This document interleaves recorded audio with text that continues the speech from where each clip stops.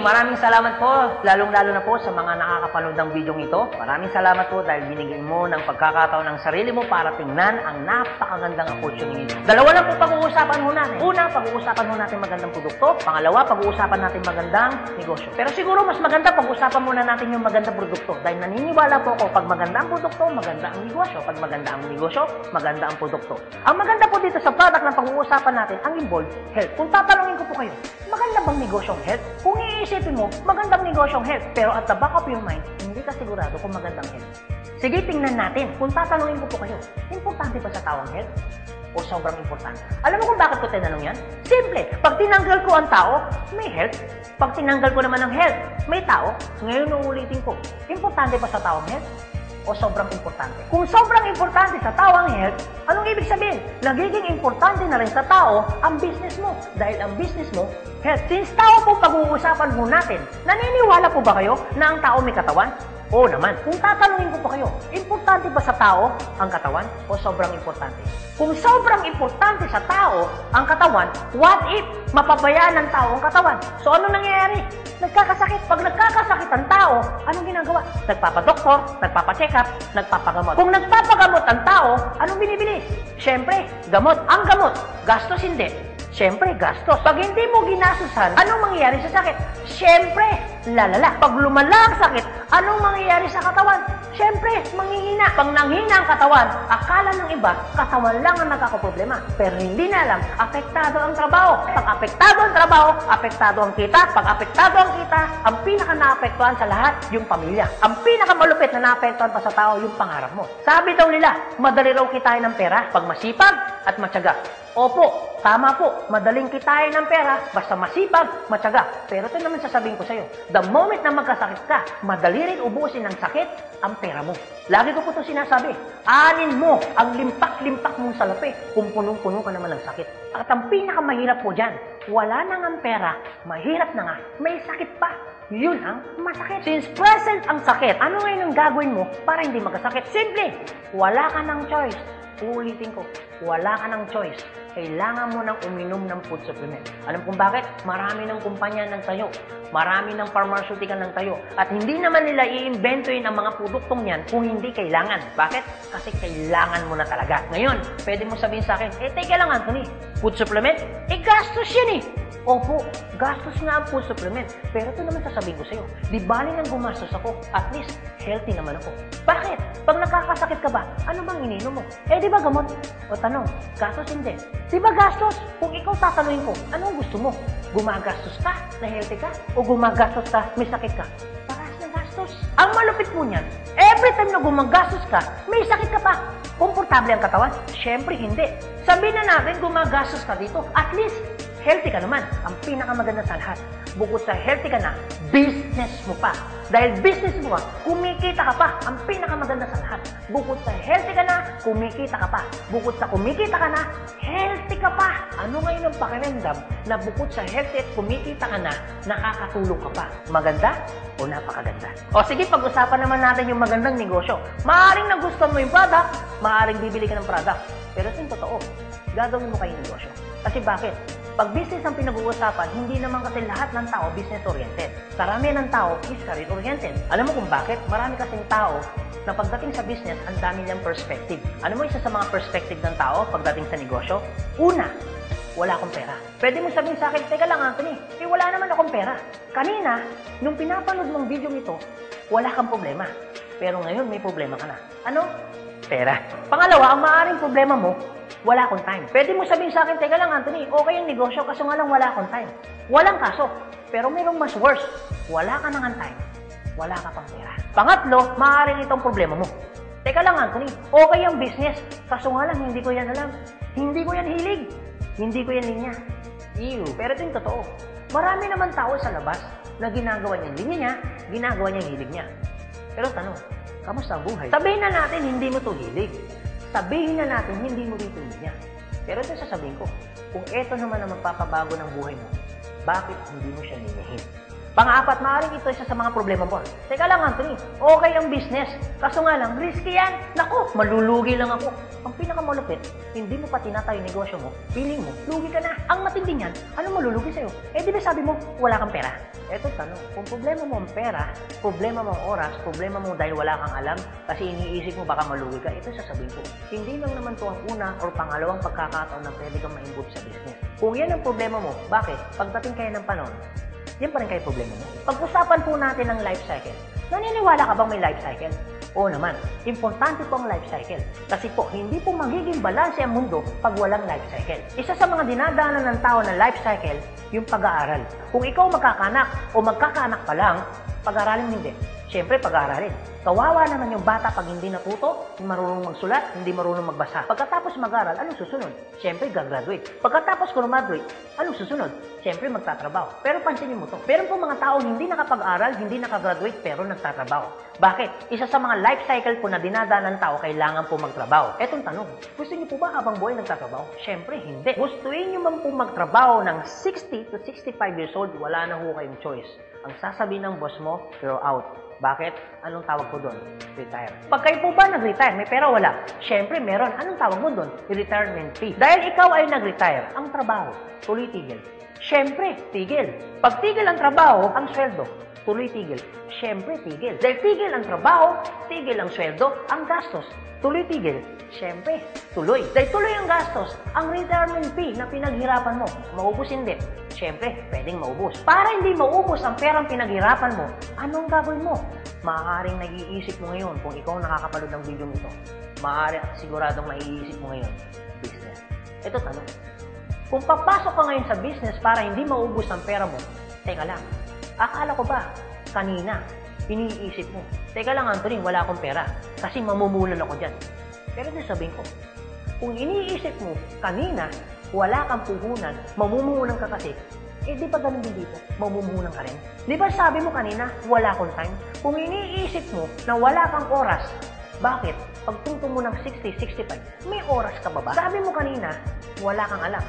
Pero tanong, bakit pagtungtong mo ng 60, may alam ka? Buong buhay mo nagtrabaho, hindi ng business. Dahil wala kang alam sa business, anong mangyayari sa pera mo? Siyempre, mauubos. Anong sense, nagtrabaho mo ng buong buhay mo, papasok ka sa business, dahil wala kang alam sa business, ang perang pinaghirapan mo, mauubos lang. Kaya marami pong mga tao nagre-retire, pumapasok sa business, still broke pa rin. Alam kung bakit? Kasi wala silang alam sa business. Kung ikaw ang nakakapanood ng video nito, huwag po kayo mag-alala. Kasi bakit? Later pa naman yan. Pero kung tatanungin kita, kung papasok ka lang naman pala sa business, anong gusto mo? Ngayon o later? Alam mo kung bakit ngayon? Simple. Pag ngayon mo ba inaral ang business, ngayon ka nag-decision mag-business, ngayon mo ginawa ang business, ngayon mo matututunan? Yes. Ngayon ka rin kikita? Yes. Pero pag later ka nag-decision mag-business, later mo ginawa ang mag-business, later kang pumasok mag-business, later mo inaral ang business, later mo matututunan? Yes. Later ka rin kikita? Yes. Kung papasok ka sa business, anong gusto mo? Ngayon o later? O sige Anthony, nagustuhan ko yung magandang negosyo, nagustuhan ko rin yung magandang produkto. Pero ito tanong, paano ko siya umpisan? Anong gagawin ko? Paano ako magiging membro ng A-Global? Ganito po kasi yan. Una po, kailangan niyo pong bumili ng global package. Tanong, magkano naman ang global package? Ang global package po ay 7,980 pesos. Pero teka lang Anthony, mukhang yata ang laki. Opo, malaki po siya kung gastos. Malaki din po siya kung wala kang pera. Pero teka lang, kung negosyo ang pag-uusapan natin, 7,980, malaki o maliit? Alam niyo po, sobrang liit lang po niyan. Maaari pong malaki po ang 7,980 pesos kung hindi mo makikita yung value ng pera mo.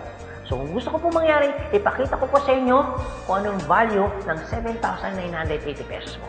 Una, magkakaroon ka ng product na worth 6,000 pesos. Pangalawa, magkakaroon po kayo ng insurance. Meron po kami tinatawag na personal accident insurance na 200,000, unprovoked murder and assault na 50,000 pesos, 10,000 pesos medical reimbursement. Hindi lang yan, meron pa kami tinatawag na burial assistance na 10,000 pesos. Pangatlo, magkakaroon ka pa ng discount from 25% up to 50%. lifetime discount. Pang-apat, magkakaroon ka naman ng business kit, brochure, CD na kung saan magagamit mo sa pagninegosyo mo. Pang-lima, magkakaroon po kayo na tinatawag mo namin free medical check-up. CBC, urinalysis, fecalysis, chest x-ray, dental, lahat ng yan kasama po doon sa free medical check-up. Pang-anim, magkakaroon po kayo ng ATM, video at China Trust. I suggest po, kung ikaw ngayon ay nasa abroad, mas maganda pong kunin ninyo ang China Trust. Alam kung bakit?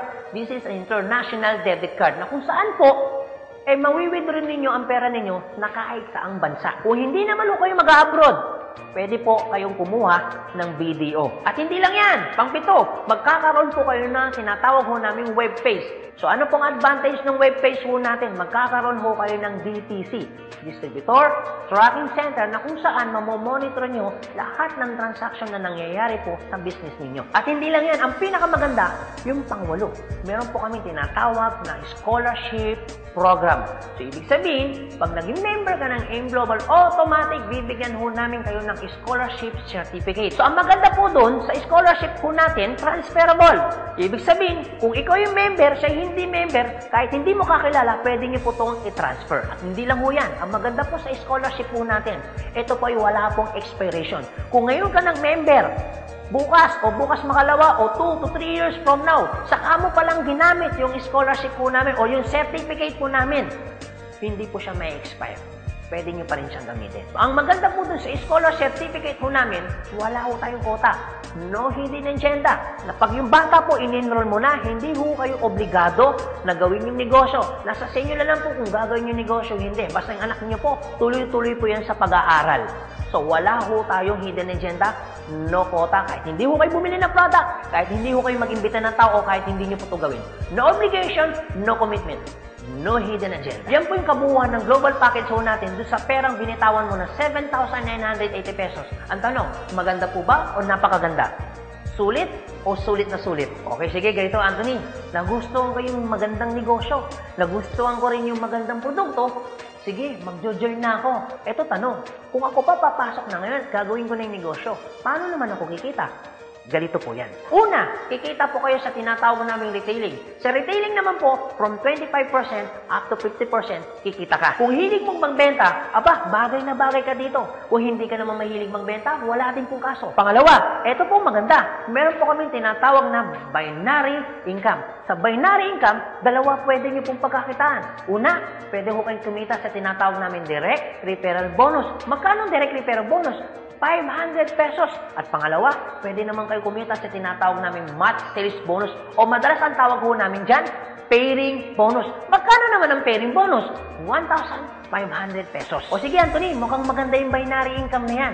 Paano ka pa kikitain yung direct referral bonus na 500 at paano ka naman kikitain yung pairing bonus na 1,500? Okay, ganito po yan. Pag sinabi pong binary, dalawa po yan. It's either ilalagay mo sa kanan o ilalagay mo sa kaliwa. Ang trabaho mo, mag-imbita. Pag ikaw ngayon nag-imbita, at yung inimbita mo ay bumili ng global package, sabi na natin, dalawa yung inimbitahan mo. Yung isa, inimbitahan mo, nilagay mo sa kanan. Yung isa naman, inimbitahan mo, nilagay mo naman sa kaliwa. Pagbili ni A, automatic, meron kang tinatawag na direct referral. Pagbili naman ni B, automatic, may kikitain ka naman na direct referral na 500 pesos. At hindi lang yan, meron ka pang bonus. Pag may pumasok sa kanan mo at may pumasok sa kaliwa mo, automatic, magpipair po siya. Magkano pong pairing bonus? 1,500 pesos. Basta ang usapan po, every time may papasok sa kaliwa, every time may papasok sa kanan, automatic po, pairing 1,500. Sa tingin mo ba, si A, meron din bang kaliwa? Meron din kanan? Si B, meron din bang kaliwa? Meron din bang kanan? Sa tingin mo ba, ikaw pa ba ang nag-imbita dun sa inimbita ni A and B? Siyempre, hindi na. Eto maganda. Sa labas, no work, no pay. Pero sa amin, yung taong dinala ni A at ni B, automatic, kikita ka pa rin ng pairing bonus. Magkano pairing bonus? 1,500 pesos. Ibig sabihin, dalawa yung pumasok. Magkano po yun? So, ibig sabihin, kikita ka ng 3,000 pesos. No work, pero with pay. Sa tingin niyo po, pagdating po ng panahon, yung grupo po ni A, dadami? Yung grupo naman ni B, nadami?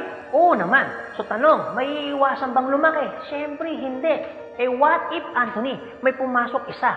may pumasok isa, araw-araw. Anong ibig sabihin po niyan? Eh di ibig sabihin, araw-araw po, kikita ka ng 1.5. Eh paano kung ganito, Anthony? Dahil lumalaki po ang grupo, eh paano kung may pumasok 10 dito? Eh paano kung may pumasok dito 10 dito? Anong ibig sabihin yan? Eh di 10 po ng 1.5. So magkano yung 10 ng 1.5? Eh di 15,000. Eh paano kung araw-araw yan? Eh di ang ibig sabihin po yan, araw-araw po yan, 15,000, 15,000. Tuloy-tuloy po yan. Ang pinakamaganda niyan, yung 15,000 po ba? Malaki maliit? Siyempre malaki.